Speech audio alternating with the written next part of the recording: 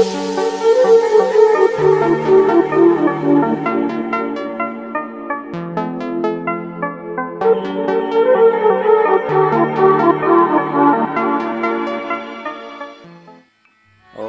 teman-teman, kembali lagi di channel saya. Di video kali ini saya akan menjelaskan ya, atau memberitahu pengalaman saya mengenai kolam saya, yaitu mengenai pH kolam. Oke, di sini saya akan menaburkan pH lagi teman-teman.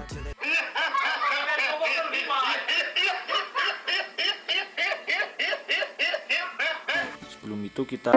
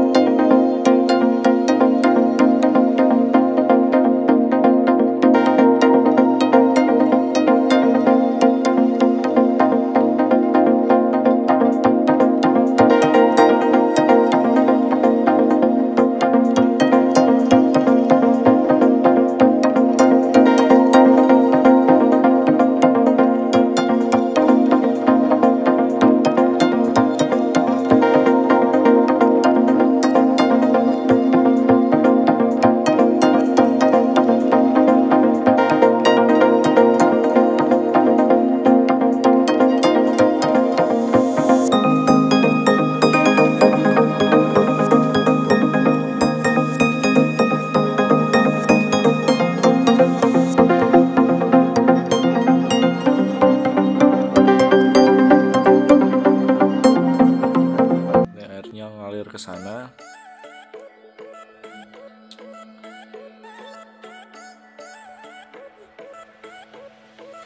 Nah, ini malah 51 ya.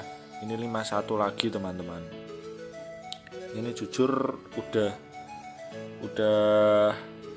turun banget ya, udah di bawah banget ini buat standar pH kolam ikan nila. Ini tentunya pH sudah saya kalibrasi kemarin ya. Udah saya cocokin sama pH kertas. Jadi ini rencana saya mau nebar dolomit 5 kg lagi teman-teman. Ini dolomitnya 5 kg lagi, supaya nanti kalau pH-nya naik itu enggak terlalu banyak ya. Soalnya kalau pH-nya naiknya banyak, itu ikannya bisa kaget teman-teman. Itu pH naik terlalu banyak, pH turun terlalu banyak, itu sangat beresiko buat ikan. Ikan dapat kaget, ikan menjadi lemas, nafsu makannya akan berkurang teman-teman. Ini kemarin juga sudah saya kasih dolomit, itu masih ada bekasnya tadi. Kita langsung saja ya, ini dolomitnya 5 kilo. Nanti sore, kalau enggak besok kita cek lagi, kalau pH-nya masih kurang kita tambahin dolomit lagi 5 atau langsung 10 teman-teman, enggak masalah. Yang penting jangan langsung banyak-banyak ya, soalnya kalau pH-nya langsung tinggi, itu otomatis ikan langsung kaget teman-teman. Jadi itu harus bertahap ngasihnya. Itu air dari sumur sudah saya cor lagi ke sini buat mengganti tadi air yang udah dibuang ya. Dan ini salah satu faktor yang penting dalam keberhasilan budidaya ikan, yaitu pada pH-nya teman-teman. Seperti kita itu harus sama ya, pH air kolam kita itu harus sama dengan air yang ditemukan di habitat alami ikan. Seperti contohnya ini ikan nila, pH-nya itu harus 6,5 sampai 7,5. Itu yang bagus untuk ikan nila. Nah, jika tingkat pH terlalu rendah atau terlalu tinggi, hal tersebut bisa mengganggu pertumbuhan ikan, bahkan bisa membunuh ikan yang dibudidayakan. pH rendah berarti bahwa air bersifat asam. Kalau pH-nya rendah berarti asam. Sedangkan pH tinggi berarti airnya bersifat basa teman-teman. Oleh sebab itu, alat pH itu sangat penting bagi pembudidaya ikan. Karena dengan alat pH mereka bisa tahu kapan harus menurunkan pH dan menaikkan pH. Nah, cara menurunkan pH dan menaikkan pH kan pernah saya singgung ya. Contohnya untuk sekarang ini menaikkan pH, pertama kita buang terlebih dahulu air kolam ini, terus kita kasih air baru ke kolam kita tebar dolomit. Itu salah satu cara menaikkan pH. Kalau menurunkan pH, kita nggak usah pakai dolomit teman-teman, langsung saja buang air kolam, kita kasih air baru, itu nggak usah pakai dolomit. Itu cara menurunkan pH ya.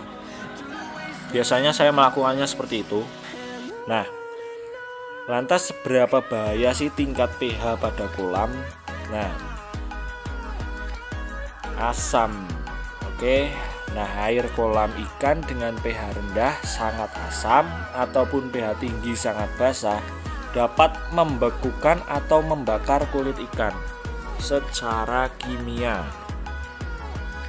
Ikan muda itu lebih sensitif terhadap air asam yang lebih tinggi daripada ikan dewasa. Nah, ini untuk kalian yang pembudidaya ikan-ikan masih kecil ya, remaja, ini perlu diperhatikan kualitas pH-nya ya, kualitas air. Terus kalau pH di bawah 5 atau 5 itu udah ke bawah, itu terlalu asam teman-teman. Itu akan membunuh telur ikan sehingga tidak akan menetas. Itu juga buat pertimbangan lagi buat teman-teman ya. Nah, saya juga gini, saya udah cari tahu teman-teman, pengaruh pH basah ya atau pH tinggi terhadap ikan, yaitu jika ikan itu mati, ciri-cirinya itu perutnya buncit teman-teman, terisi air, itu pH-nya basah ya, pH tinggi basah. Terus terutama banyak menyerang ikan kecil-kecil. Itu biasanya kalau ikan kecil-kecil mati, perutnya kembung besar berisi air, itu tandanya pH teman-teman, pH-nya basah atau tinggi. Nah, ini pH di kolam saya itu terus turun di angka 5 teman-teman. Setelah saya cari tahu, ternyata karena unsur dolomitnya itu sudah dipakai ikan teman-teman untuk pembentukan tulang di usia ikan yang sekarang ini. Jadi otomatis dolomit yang kita taburkan ke kolam dengan tujuan supaya pH bisa naik, itu unsur dolomitnya sudah dipakai ikan untuk pembentukan tulang mereka. Nah, solusinya ialah kita harus menambah dolomit lagi untuk mendorong pH supaya bisa naik. Itu. Kenapa sih kalau dikasih pH kok dari kemarin kolam saya udah kasih pH. Saya cek pH-nya 52 misalnya. Saya cek lagi besoknya kok 51. Nah, itu penyebabnya teman-teman. Di sini selain ngasih pH, saya juga memberikan garam teman-teman buat kolam saya. Nah, tujuan pemberian garam yaitu buat penetralisasian kolam. Kalau misalnya itu buat penyembuhan ikan juga bisa ini teman-teman, garam.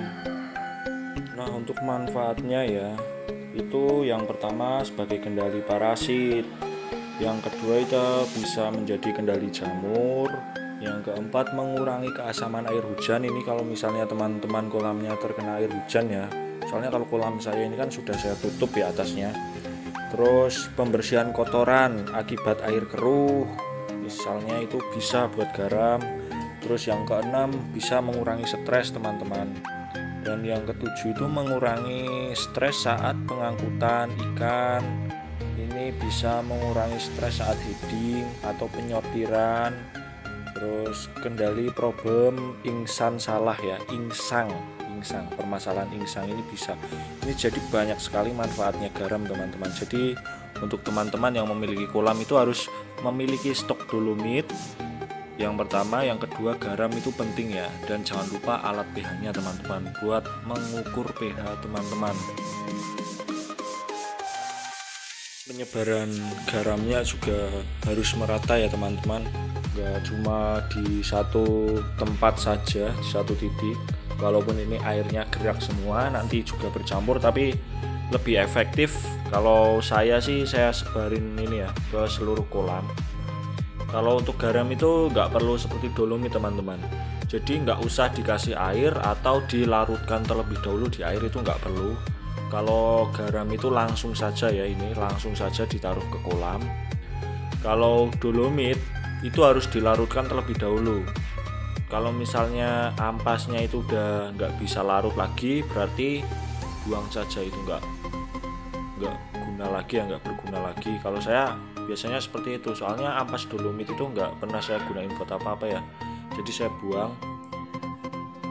Jadi kesimpulannya, kalau teman-teman punya kolam ikan, baik itu bioflok, kolam tanah, kolam beton atau kolam apa, saran saya sebaiknya teman-teman itu harus punya alat pH. Teman-teman harus bisa punya alat pH buat mengukur pH kolam teman-teman, terkhusus untuk kolam bioflok ya. Ini soalnya kalau misalnya pH-nya rendah, kerendahan, atau pH-nya tinggi, ketinggian, itu teman-teman bisa langsung melakukan tindakan secepat mungkin. Soalnya kalau misalnya terlambat ya, misalnya pH-nya ngedrop 5 ke bawah, terus teman-teman nggak langsung ngasih dolomit atau memberikan penanganan terlebih dahulu, itu bukan nggak mungkin ya, ikan-ikan di kolam teman-teman ini bisa mati. Soalnya tadi saya jelaskan, itu dampak pH rendah sama dampak pH tinggi buat ikan. Karena masing-masing ikan itu punya pH atau kekuatan pH alami sendiri teman-teman. Baik itu ikan lele, ikan nila, ikan bandung, ikan gurame, ikan bawal, itu sudah mempunyai kualitas pH masing-masing.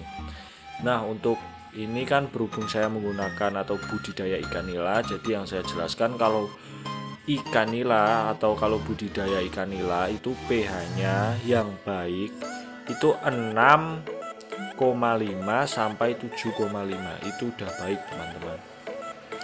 Dan jangan lupa tetap tes amoniak sama kandungan pH-nya ya teman-teman. Kandungan pH, terus kandungan oksigen di kolam itu penting teman-teman.